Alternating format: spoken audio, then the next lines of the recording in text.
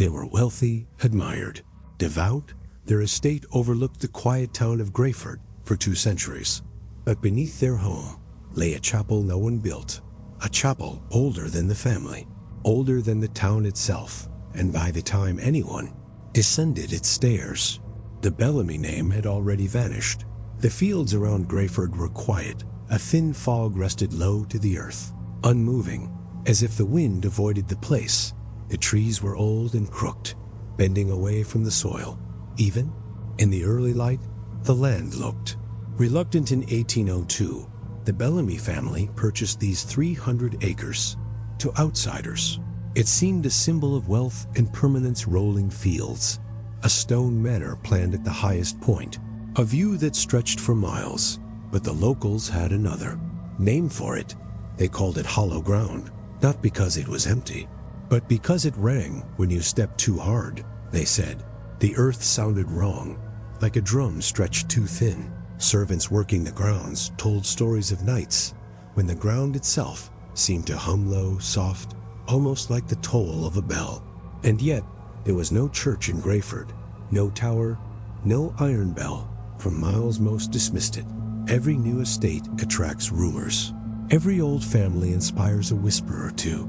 But for those who worked the soil, who laid the foundations for the Bellamy manor, the sound was not superstition. It was a warning. The first to report it was a mason named Calvin Shaw. He was leveling the ground for the stone footings when his mallet struck something that didn't feel like stone or earth. He described it later as a skin of rock that vibrated as if the ground itself were hollow beneath.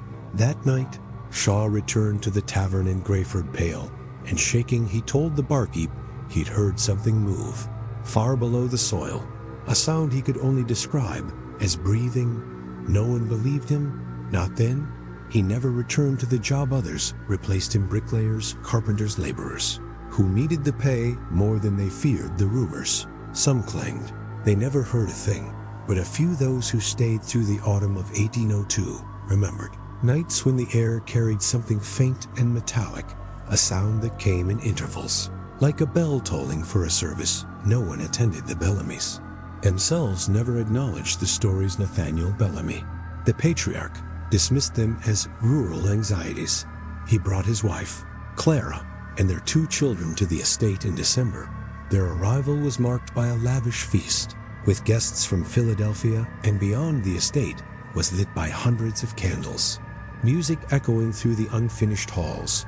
But the servants, those who lingered in the corners, pouring wine and clearing plates, would later whisper about the silence between the songs, how the music seemed to stop at strange intervals, as if something outside, something deep below, had marked the hour. And then there were the animals. Horses refused to stable near the southern edge of the property. Dogs would not sleep indoors. They scratched at doors, desperate to be let out at night, only to stand at attention, ears raised, listening to some sound their masters couldn't hear more than once. A servant found them circling a single patch of soil, whining softly, noses pressed to the ground. Every time, it was the same spot, a shallow depression near where the family would eventually build their wine cellar. But nothing was ever found, no cave, no sinkhole. The earth seemed solid enough. And so, construction continued. By spring, the Bellamy Manor stood, tall 3 stories of gray stone, its windows dark, even in daylight. The locals kept their distance, save for those who worked within its halls. To them, the house felt heavy, not haunted, not yet, just heavier than it should have been. The air was still. The nights were longer. One chambermaid, a girl of 17, would later tell her sister that the house breathed differently after dusk. She never explained what she meant. She left Grayford entirely within a year, but the family prospered. They hosted dinners, hunts, and winter gatherings. Nathaniel grew wealthier, his holdings expanding beyond the town. Whatever unease the land carried, it seemed not to touch them. At least not yet. Still, his stories grew. By 1803, locals began calling the manor the house on hollow ground. Some claimed to hear the faint ringing as far as the road to Grayford, especially during the winter months when the air was dry. and still others swore they heard voices carried with it soft, melodic, like a hymn sung too far away to be understood. Most of these accounts were dismissed. People heard things in the cold. The wind played tricks. But there was one report that stood apart. A traveler, a man passing through Grayford on his way to Harrisburg, wrote in his journal about spending a night near the Bellamy property. He claimed he woke just past midnight to a sound he thought was a church service. He described hearing bells, faint, chanting, and most unsettling of all a sudden, complete silence, not the silence of the night, but something heavier. He wrote that it felt as though the earth itself had stopped moving. The entry ends with a single line, underlined twice. It is not a church, it is below. He left Grayford before dawn over time. The whispers faded into background noise, the kind of rumor that colors a place, but never defines it. The Bellamys thrived. The estate stood, and Grayford carried on. But for those who worked the land, those who tilled the soil, repaired the walls, or drew water from the deep, stone-lined well near the southern edge, the hum, the faint tolling, never fully went away, and it was in that same year 1802 that the first of many cracks appeared in the earth near the future wine cellar. Just a thin line at first, barely wide enough to slip a coin through, but at night, when the air was still, those who lived near it swore they could hear something faint drifting up from below. Not a voice, not a bell, something slower, rhythmic, like the sound of a breath drawn from deep beneath the ground, and no one ever found where it led. The earth behind the Bellamy manor was cold that spring, even in sunlight. The ground kept a chill that lingered on the tools of the men who worked it. The soil was dense, dark, and damp enough to cling to boots long after it had dried. When the workers struck it with their picks, the sound didn't echo like earth. It rang like the blow had landed on something hollow. In March of 1831, Nathaniel Bellamy ordered a wine cellar dug beneath the southern edge of the estate. He wanted it deep, lined with stone, cool enough to hold decades of imported bottles. The digging was slow, the ground was stubborn. The deeper they went, the stranger. It felt. The men swore the air at the bottom grew colder with each foot of soil removed. Though the season was warming by the third week, one of the men, Thomas Griggs, swung his spade into what he thought was bedrock. But the sound that came back was different. Not the dull thud of stone, a sharp, hollow note like striking the lid of a vault. He called the others over. They dug carefully, clearing away the packed earth. What emerged wasn't a boulder. It was a flat slab, perfectly smooth, with no cracks, no seams. When they pressed their ears against it, some swore they heard a faint hum from below. Others claimed it was only the ringing in their heads. They broke through the slab by noon the next day. Beneath it, they found a set of stairs, stone steps, narrow and steep, spiraling downward into darkness. The men lowered a lantern, expecting the glint of a natural cavern. Instead, the light revealed something impossible, a room circular, every wall carved from a same pale stone. There were no windows, no doors beyond the stairs, just a ring of low, smooth benches, and at the far end, a pulpit carved directly from the rock, its surface worn by time and touch. The air inside was still heavy, colder than the soil above, as if no warmth had reached it for centuries. When they spoke, their voices seemed to die. Before reaching the walls, swallowed by the space itself, it was not an echo. It was as if the sound simply stopped. Most of the men refused to go further. They lowered the lantern, stared into the room, and stepped back up the stairs. Only Griggs descended fully. He later told the foreman he felt his ears pop as he crossed the threshold. Like stepping into deep water, he didn't stay long when he emerged. His face was pale and wet with sweat. Despite the cold, he wouldn't say what he felt inside, only that it was wrong, that the room was waiting for something. Nathaniel Bellamy, however, was enthralled. He arrived that evening, stepping carefully down the unfinished stairs, with two servants carrying candles. The space was silent, untouched by dirt or decay. There were no signs of life, no insects, no droppings, only the faint smell of stone. dry and metallic. Bellamy christened it on the spot. He called it Providence. To him, it was a gift, a private chapel, delivered by the land itself, hidden beneath his estate for who knows how long. He ordered the workers to clear the space and install a narrow wooden door at the top of the stairs. No one questioned him aloud, but in private, several men quit the job before it was finished. A young digger named Elias Carter claimed that while hauling debris out of the stairwell, he heard a sound from below, not a voice, not movement, a tone low and steady, as if someone far below the earth had struck a single note on a bell and let it hum. It lasted only a few seconds, but long enough for Carter to drop his rope and refuse. To descend again, the others heard nothing. They finished the work by the end of April, leaving the space swept and silent. By summer, Bellamy had furnished the chapel with nothing more than a single iron cross on the pulpit and a line of candles along the walls. He hosted his first private gathering there in June. The servants weren't invited. They only carried the candles and whined down the narrow stairs, then waited in the kitchen above. While their employers descended into the earth, no one spoke of what occurred below. But every guest emerged pale, quiet, and unsettled. Several left the estate before dawn, refusing to stay the night, and then there were those who simply would not enter. One of Bellamy's cousins, a devout churchgoer, refused outright, telling the family he felt something pressing on his chest as he reached the bottom stair.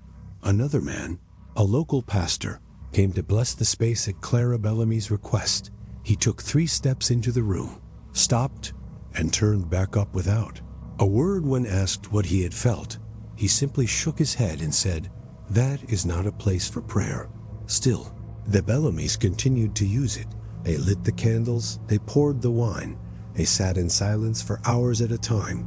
No music, no sermons, just the faint scrape of their chairs on the stone as they shifted, waiting for something unspoken. The servants began noticing changes in the house.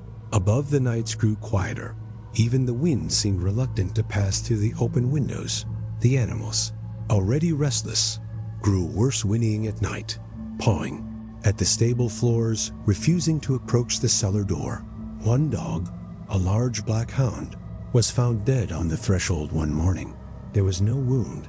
Its eyes were open, fixed on the stairs. The family did not mourn the animal. Nathaniel ordered the body buried far from the estate, near the tree line, and instructed the servants not to speak of it again. From then on, the cellar door remained locked, except during the Bellamy's private gatherings. But something wasn't right. Thomas Griggs, the first man to step inside, returned to the estate only once. He stood at the top of the stairwell while the family gathered below, listening. When asked later what he heard, he refused to repeat it aloud. He only wrote a note to the foreman before leaving. "Grayford for good." The note read, "There were no voices, only the earth, and it was breathing." The air in the Bellamy estate hung heavy that winter. The fires burned low, but the house felt colder than the snow outside. Candles lit the halls, yet shadows stretched long and unnatural across the walls, bending around corners where no one stood. The house had grown. Still, as though it was waiting. By 1840, the Bellamys no longer attended the church in Grayford. Neighbors noticed the family, once seen at every Sunday service, now kept to themselves. The excuse was always the same: illness, weather, obligations. At the estate, but behind the locked cellar door, beneath 30 feet of soil and stone, their gatherings continued. The underground chapel had no windows, no altar beyond the carved pulpit. Its walls, still unmarked by age or human touch, seemed to swallow sound. Every step, every breath, felt muted. Even the candles, 30 of them, set along the benches, gave off a weak, colorless flame that struggled against the darkness. The first Mass was quiet. No choir, no bells, only the slow, deliberate reading of Scripture by Father Malcolm, a traveling priest hired at Nathaniel Bellamy's request. The guests, 11 of them, sat perfectly still, their faces pale in the dim light. No one spoke after the service. They ascended the stairs in silence, their footsteps muffled by the earth. that something wasn't right. One of the servants, a maid named Eleanor, claimed she lingered near the cellar door that night. Listening, she swore the reading had stopped long before the family emerged. What she heard instead, faint but distinct, was breathing not from one person or even the congregation, but a single slow breath, drawn deep, released deeper, as though something beneath the chapel was listening. She never told the Bellamys what she'd heard. She left the estate 3 weeks later. Without collecting her final wages, the masses continued. Always at night, always by candlelight. The guests, handpicked by Nathaniel, came from across Pennsylvania. Some were relatives, others business associates. All left before dawn, pale and withdrawn, refusing to speak of what they'd witnessed below by the third gathering. Father Malcolm had begun to change. The servants saw it first. His hands, once steady during prayers, now trembled. As he held the scripture, his voice, once strong, now faltered at the end of certain verses. As if he were reciting words he didn't fully understand between services. He avoided the chapel entirely, preferring to stay in his small quarters above. The kitchen at night, the servants could hear him murmuring to himself the same phrase, over and over. It listens, it listens, it listens. On the evening of the third Mass, a storm rolled over Grayford. The winds howled through the fields. The cellar door creaked. With each gust, its hinges strained by the cold. Despite the weather, the guests arrived, candles were lit, wine was poured, and the procession descended into the chapel. No one would see. Father Malcolm, again, what is known comes only from what was found. Later, the guests emerged before dawn, silent as always, but with no priest among them. Nathaniel Bellamy said little, only that Malcolm had departed before morning, when pressed by a visiting relative. He said the priest had taken the northern road, bound for another parish, but no traveler, no innkeeper, no church in the region ever reported seeing him 3 days later. A servant named Judith was ordered to clean the chapel. She carried a lantern down the stone steps. The air was colder than usual, wet and metallic, as though it had rained beneath the earth. She lit the candles one by one, and that's when she saw it on the far wall, just behind the pulpit. Words had been scratched into the stone, not carved, scratched, shallow and desperate. As though made by fingernails or a dull blade, the letters were jagged, uneven, cutting into the smooth wall like frantic markings. She traced them with her hand, feeling the grooves in the cold stone. It was a sermon, or more precisely, the ending of one. The words were incomplete, the last line breaking off in the middle of a sentence. But what she could read was clear enough to chill her blood. Do not answer when it calls. Do not look where the sound begins. Do not. The final word was never finished. Beneath it, streaks of something darker had seeped into the stone. Impossible to wash away. Judith refused to return to the cellar. She claimed that as she ascended the stairs, she felt something moving in the air.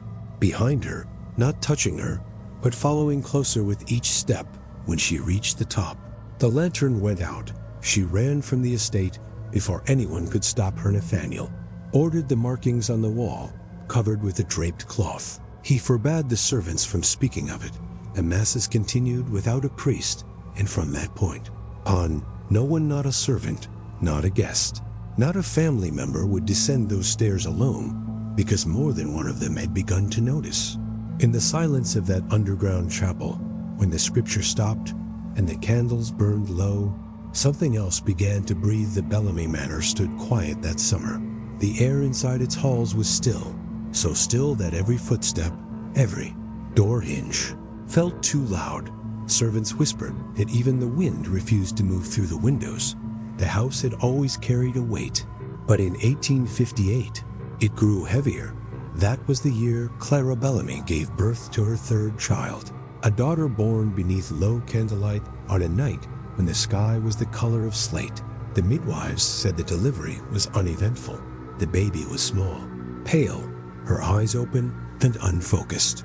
But she made no sound, not a cry, not a breath louder than a whisper at first. They feared she was stillborn, but her chest rose and fell, slow and steady.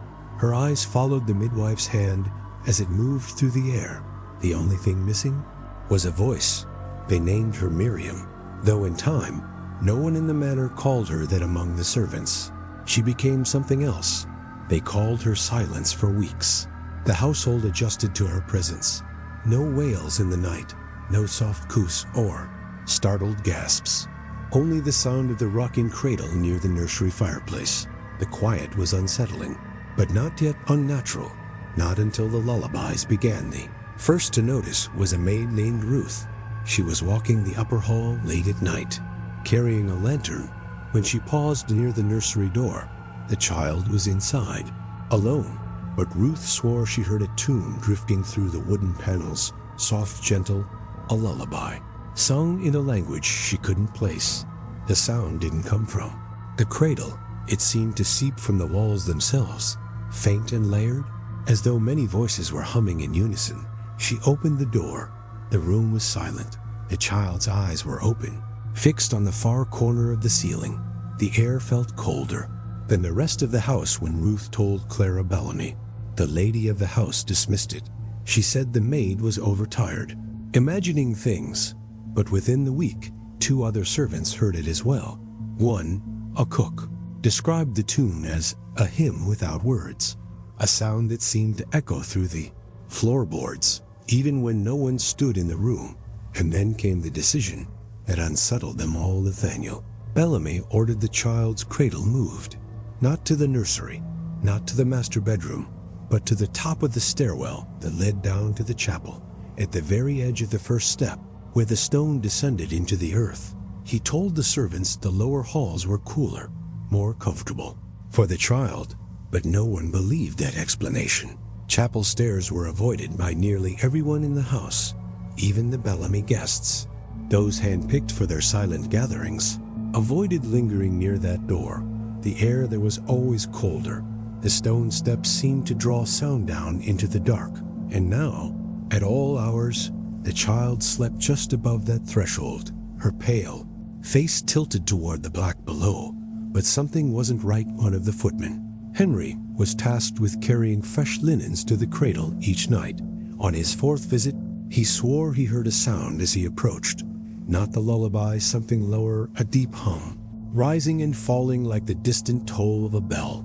It seemed to come from beneath the stairs, faint but steady, like the sound of air passing through a hollow throat. He froze at the landing, and that's when he heard it. The child humming. She had no voice. Everyone in the house knew she had never made a sound, but there it was, soft and clear, matching the hum that drifted up from below, as though she were echoing something no one else could hear. Henry dropped the linens and fled. He refused to go near the cellar again. The servants began avoiding the southern wing entirely.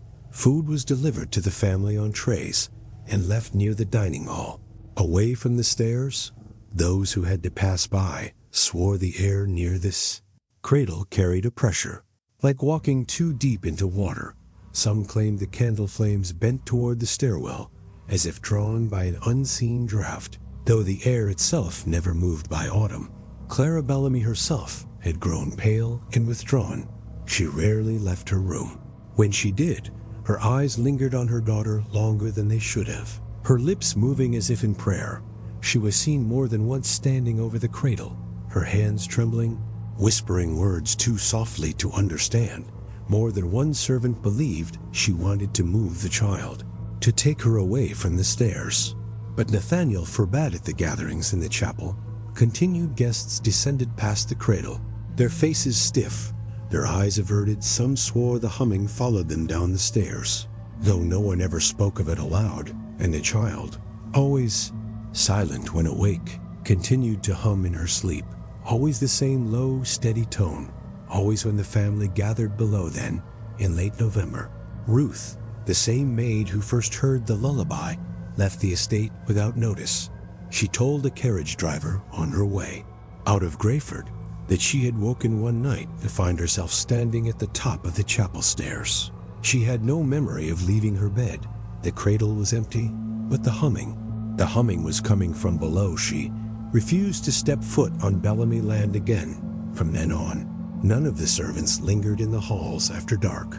The southern wing was avoided, the chapel locked except during gatherings. The cradle remained where Nathaniel had ordered it, perched at the edge of the descent, as if keeping watch over something none of them wanted to see. And yet, they all agreed on one thing: no matter where they stood in the house, no matter how many doors and walls separated them from that stairwell when the candles burned low, they could still hear the lullaby. The southern wing of the Bellamy estate had grown colder with age. By 1871, the stone near the chapel stairs carried a chill even in the height of summer, a dampness that clung to the walls and made the air taste. Like iron cracks had begun to form along the lowest walls, thin at first, then widening with each passing winter. They spread like veins, branching outward, always toward the pulpit. No one in the family touched them, but Nathaniel's son, who now oversaw the property, hired men from Grayford to repair. The damaged 3 workers arrived in early April. Their names were entered in the estate ledger mark Samuel and Elias. None had ever stepped foot on Bellamy land before. Each was promised double the standard wage. They were told the work would take 3 days. It took them only 1 when they descended the stairs for the first time.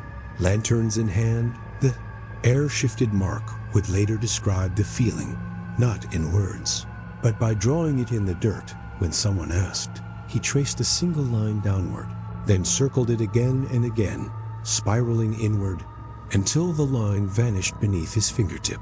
That was the only thing he ever managed to communicate about what he felt. Men were seen at the base of the stairs by the servants. They worked quietly, their voices muted, even when they called to one another. Every hammer strike sounded dull. As if wrapped in cloth, the servants claimed the chapel swallowed every sound before it reached the stairwell by nightfall. The men had not spoken a word to anyone outside the chapel. They emerged at dusk, faces pale, lips pressed tight, refusing the supper offered to them. They stayed in the servants' quarters, lying awake in their beds with their eyes open, their hands gripping the blankets as if waiting for something to move. But something wasn't right. When morning came, the workers were gone. Their tools remained in the corner of the cellar. Their pay, carefully set aside, was never claimed. Only the ledger marked their names, the date, and a single line written in the steward's hand. Work completed men, silent.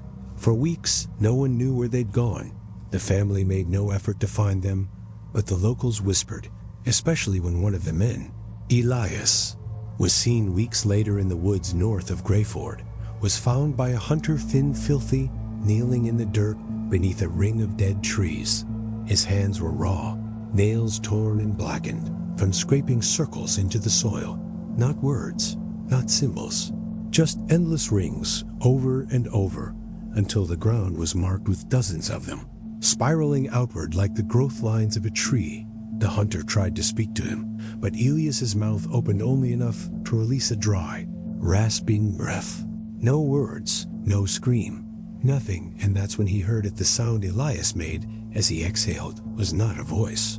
Not truly, it was a tone, low, steady, almost a hum, held in his chest as if something deep inside him was vibrating. It lasted several seconds, long enough to make the hunter take a step back. By the time help arrived, Elias had stopped moving. His body was still warm, but his fingers, even in death, they had dug shallow crescents into the earth, completing the circle he'd been tracing. The other 2 workers were never found, not in the woods, not in the towns that bordered Grayford. No grave, no record, no sightings, only their abandoned tools, rusting at the base of the chapel stairs, and the wages that remained locked in the steward's drawer until the day the estate fell silent. Those who remained in the house swore the cracks in the chapel had never truly closed, even after the repairs. They said the walls still shifted in the candlelight, the lines still breathing, faintly as if something beneath the stone was trying to press through. And when the nights were long, when the candles burned low and the southern wing went quiet, some of the servants claimed to hear it again. Not a voice, not music, just the faint scrape of fingernails on stone, tracing a circle over and over until it stopped. Bellamy estate had always been quiet. The hills around it rolled empty and bare. the trees sparse, their branches reaching upward like brittle hands in the colder months. A fog would settle low across the fields, pale and unmoving, as though the land itself were, holding its breath. But by the winter of 1892, that stillness had grown deeper. The manor no longer looked lived in, no carriages came, no smoke drifted from its chimneys. And yet, at night, the neighbors said, you could still hear a faint, tolling low steady, like a bell sounding from somewhere. Beneath the earth, the Bellamy family had begun to disappear at first. It seemed ordinary. A few distant cousins emigrated, quietly selling their stakes in the property before departing for Europe. 2 others, both in their 30s, died of a fever. Within weeks of each other, their bodies were buried not in Grayford, but on the estate itself, in unmarked graves near the tree line. The funerals were private. The local pastor was not invited, but something wasn't right. With each passing season, the estate grew emptier. Shutters closed and stayed closed. The lights in the windows dimmed. Servants left without collecting their wages, walking the long road north and never returning. By 1896, only 4 members of the Bellamy line remained in the house. 2 brothers, a niece, and the matriarch, Clara, who had not been seen in town for nearly a decade. Neighbors whispered about what they heard at night. The tolling had grown louder, no longer faint, now a slow, deliberate sound, rolling across the fog-draped fields like a signal.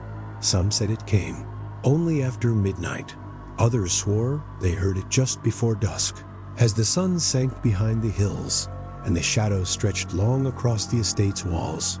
One farmer, living less than a mile away, claimed that on certain nights he could hear a second sound following the tolling, a faint hum, not words, not music, just a low vibration carried on the air, as though the land itself was resonating with something deep below. And that's when he heard a pause between tolls, and in that pause, a breath drawn slow and deep from a place no voice could reach. By the turn of the century, the last of the Bellamys had stopped appearing entirely.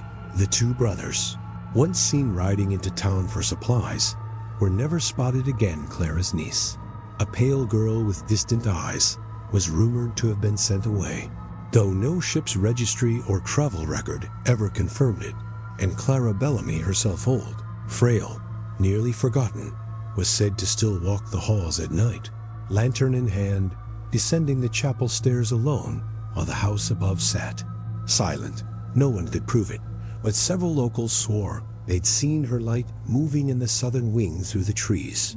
Even when the rest of the manor was dark by 1904, the estate was empty, its windows shuttered, its doors barred. No livestock in the pastures, no horses in the stables, only the faint outline of figures, neighbors, trespassers, and wanderers alike who stood at the edge of the property and listened, because the tolling had not stopped. It had only grown heavier, slower, each strike echoing longer than the last, as if the sound was traveling not through the air, but through the soil itself.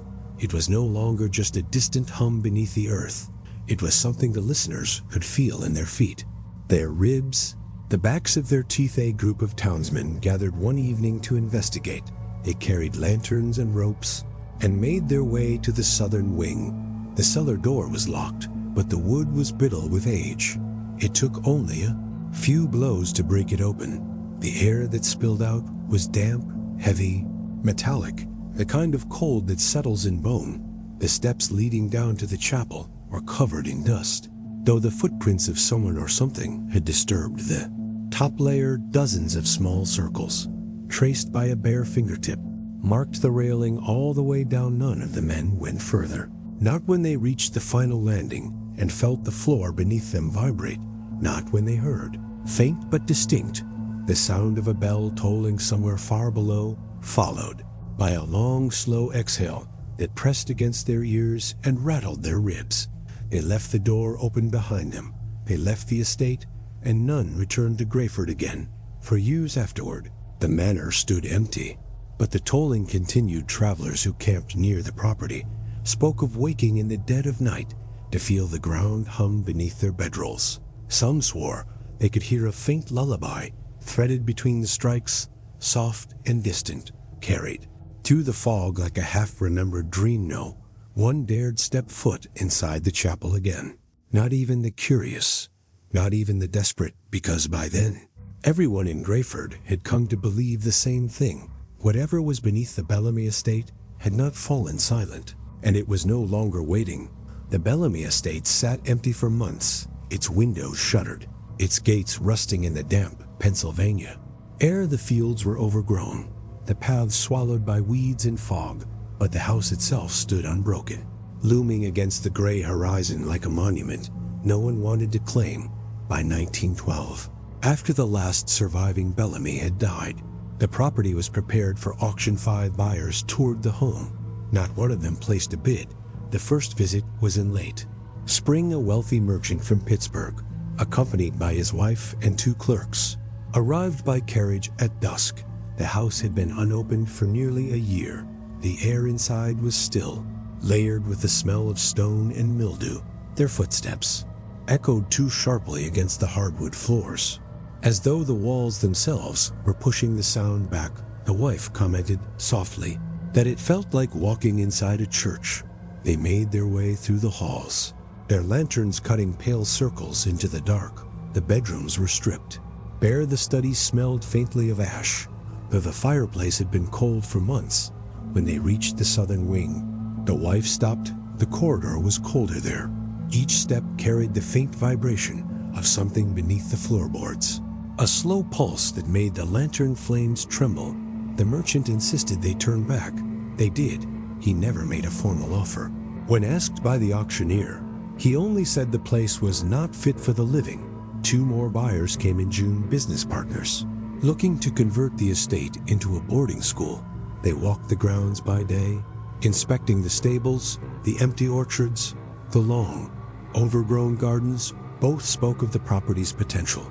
But when the sun began to fall, they entered the southern wing, and something shifted. The door to the cellar was ajar. Dust clung to its hinges, yet the wood bore fresh scratches, long and shallow, as if something had been dragged across it. One of the men knelt, running his hand along the marks. His partner, lantern in hand, stepped closer to the stairwell, and that's when he heard it. Not music, not a voice. A hum, low, steady, vibrating through the stone steps, rising faintly with each passing moment, as though the earth itself was exhaling. The man froze, gripping the lantern so tightly the glass cracked. Neither of them spoke. They closed the door and left the estate before nightfall. Did not speak of what they'd heard. Neither attended the auction. The 4th visitor, a widow from Philadelphia, walked the property with her attorney in July. She refused to enter the southern wing entirely. Even in daylight, when the auctioneer pressed her, she whispered only that she had seen something move behind one of the upstairs windows as they approached the drive. The house was empty. Her attorney insisted she must have imagined it. She refused to elaborate further, and her carriage was gone before dusk. The 5th came alone, a mill owner named Herrick, who had been eager to acquire the land for its timber and stone. He was given the keys. He toured the estate by himself. At sunset, he entered the chapel the next morning. The keys were found on the front step. The cellar door was locked. Herrick was gone a week later. He was found in town, hanging from the rope of the church bell, his feet bare, his face pale, his hands raw from gripping the frayed fibers. No note was left. No one could say what drove him there. The auction was canceled. The estate remained unsold. The county locked the gates, chained the cellar, and declared the property unfit for habitation. But the neighbors, those few who still lived within earshot, swore the house was not empty, because on still nights, when the fog settled low across the fields, they could still hear it, the slow tolling, rolling up through the soil, reaching beyond the gates, beyond the empty halls, into the woods and hills where no one dared wander after dark. And with each toll, some swore. There came another sound, not the hum, not the breath, but something softer, a lullaby soon for no one. From somewhere deep below the chapel floor, the Bellamy estate had begun to sink into the land by the 1930s. The shutters sagged on their hinges. The gardens were nothing but skeletal trees and weeds. The southern wing, where the cellar descended into the earth, had grown so cold that frost bloomed along the stone even in summer. Locals said the ground there never thawed. Not fully, not anymore, Grayford. Council declared the property unsafe. They posted notices along the gates. They told the county the house was unstable, that the foundation had cracked beyond repair, that the stairwell was at risk of collapse. And yet, no repairs were ever commissioned. The walls were never braced. The earth was never filled. Only the cellar door was sealed. Heavy planks bolted into place.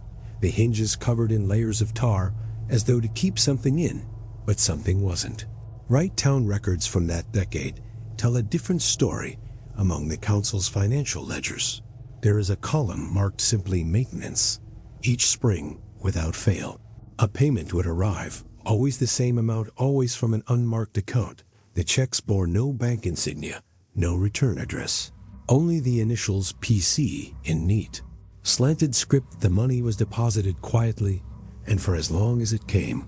The council kept the estate locked, the cellar sealed, and the official records silent. No one in Grayford spoke of it openly.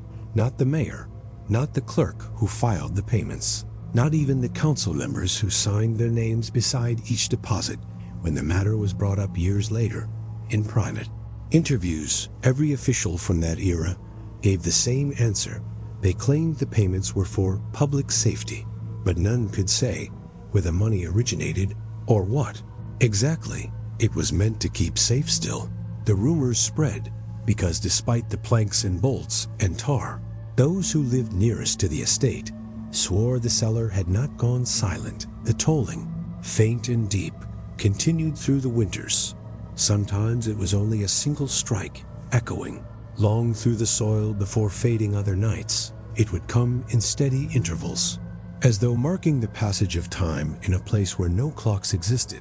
And there were other sounds. One farmhand, whose family lived along the southern fence line, told his sister he'd heard something different one night as he crossed the pasture. It was not the tolling, not the hum or the breath Grayford had grown used to. It was something sharper, a scrape, like nails or stone dragged against wood, faint but deliberate. Rising from beneath the sealed door, he told her he would not walk that path again. 2 days later, his boots were found outside the fence. The laces were tied neatly together, placed side by side in the mud. He was never seen again, and that's when she heard it while searching for her brother. She paused near the southern gate. The fog was thick.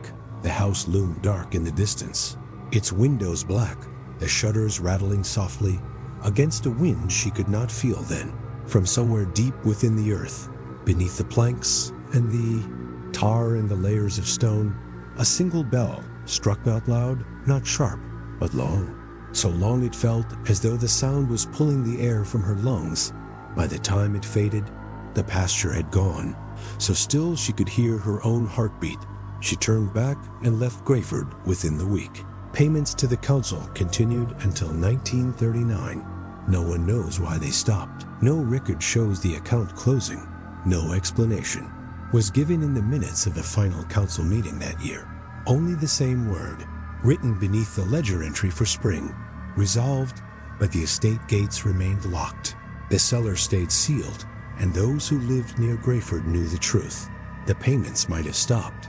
The council might have looked away, but the tolling had not ended, was only growing louder. The Bellamy estate had been silent for decades, its windows broken, its shutters hanging loose. The fog that once clung to the fields now spilled freely through its doorways, creeping down the fractured hallways as if the house itself had been hollowed out. By 1967, only its southern wing remained intact, the cellar sealed beneath layers of wood and rusting chains. It was there that a team of 5 investigators arrived, carrying cameras, microphones, and reels of tape. They said they were there to document history, to prove the stories were only stories. They entered on a night without wind. The trees around the estate did not sway. The air felt thick, still, and unnaturally warm for October. Their film begins with a long shot of the manor through the fog, its silhouette dark Against a pale, starless sky, the man behind the camera whispers, almost nervously, that the air feels heavy, like before a storm. Inside, their lanterns catch the dust suspended in the air, swirling in thin beams of light like ash in water. The floors creak underfoot. Each step seems to echo twice once in the hall. And again, faintly, from somewhere beneath them, the team moves carefully, their voices low, their equipment clicking and humming softly as they make their way toward the southern wing. The cellar door is still chained, but the planks, weathered and warped, give way easily. The hinges don't squeal. They open without sound, and from the first frame inside the stairwell, the camera catches something odd. The dust on the first few steps lies untouched, thick enough to mark each footprint clearly, but further down, just beyond the bend where the stairwell curves, the stone is clean, polished as if it has been wiped by unseen hands. But something wasn't right.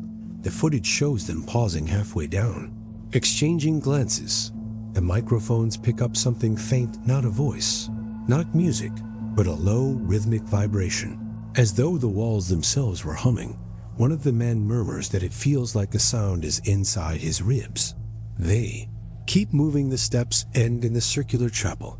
The space is smaller than the investigators expected. Their lanterns throw soft, shifting light against the curved walls, which are bare stone, unadorned, except for faint discolorations that look like water stains, running in vertical lines, as if the walls themselves had been crying.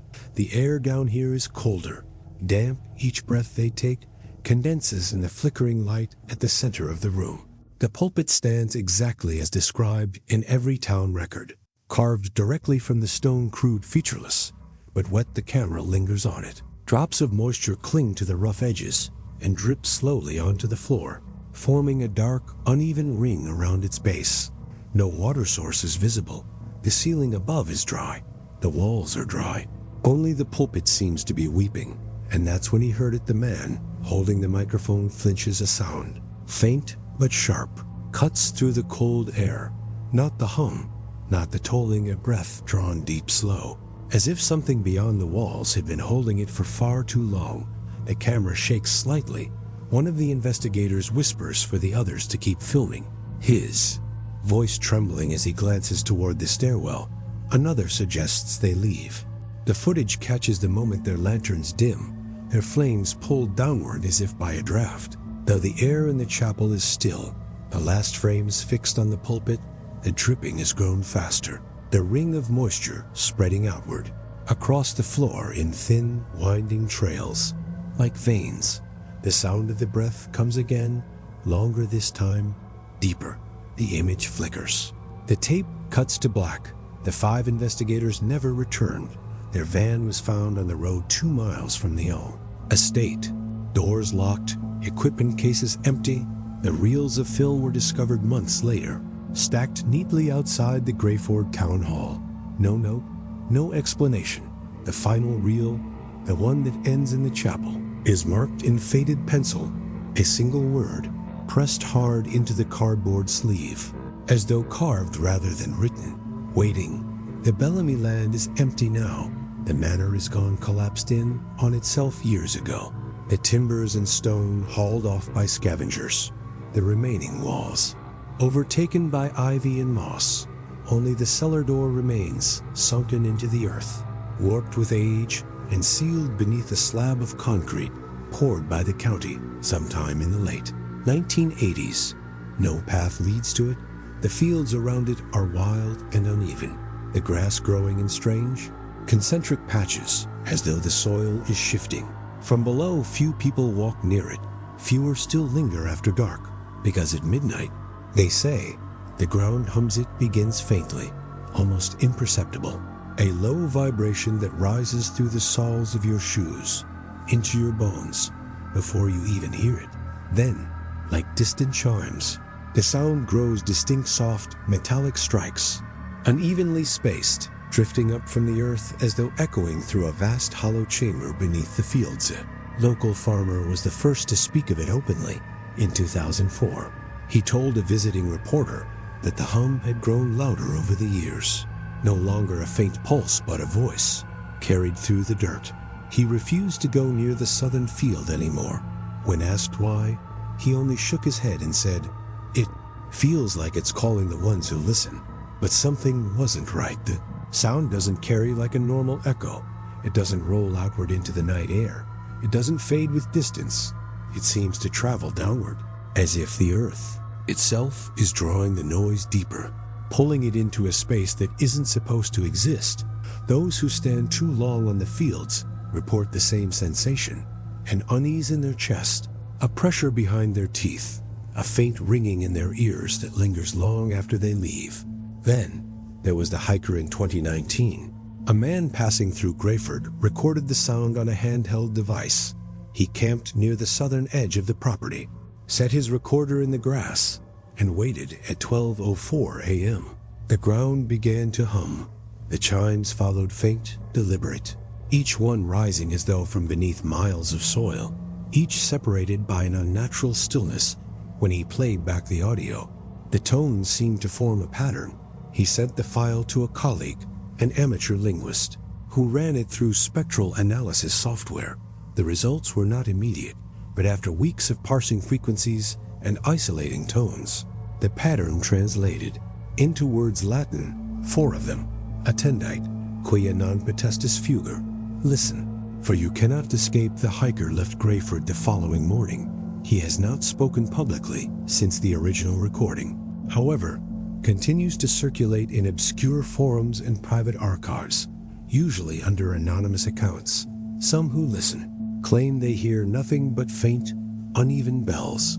Others swear that beneath the chimes there is something else, a voice, not words, just the faint, rhythmic sound of someone or something breathing in. That's when he heard it. The farmer, the one who first spoke of the hum, swore that on the last night he visited the property, there was a new sound between the chimes: a pause, and then a single drawn-out exhale, long enough to make the hairs on his arms stand upright. He said it felt like the land itself had leaned closer.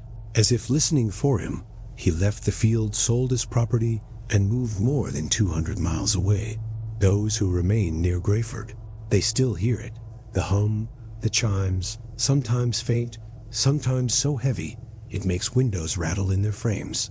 Always at midnight, always from the same spot, the southern field, where the cellar once descended into the chapel, carved from stone. The county has no record of ever removing the chapel. The slab that seals the cellar is cracked now, hairline fractures spreading outward like veins. Grass doesn't grow near the edges. On some nights, mist seeps up through the cracks, thin and cold, carrying the faint scent of rust and wet stone. Those who have seen it up close say the fractures aren't just widening, they're shifting slowly, as if something beneath is pressing upward, patient, steady, waiting for the right moment. The hum is louder this year, the chimes closer together, and those who listen carefully, those who dare to kneel in the tall grass and press an ear to the soil, swear they hear something else now. Just beneath the bells, a lullaby, faint, wordless, threaded through the hum like a whisper meant for someone still listening. The last sound on the hiker's recording, just before the tape cuts, is not the toll of a bell. It's not the hum. It's not the voice. It's a breath, close, deliberate, drawn deep, as if preparing to speak. The recording ends there, but locals say the field does not fall silent, not anymore, because whatever is beneath the Bellamy land is still awake, and it is no longer waiting. Reflect on the cost of secrets kept to preserve. Comfort how entire towns will let horrors live beneath them if it means the surface remains calm.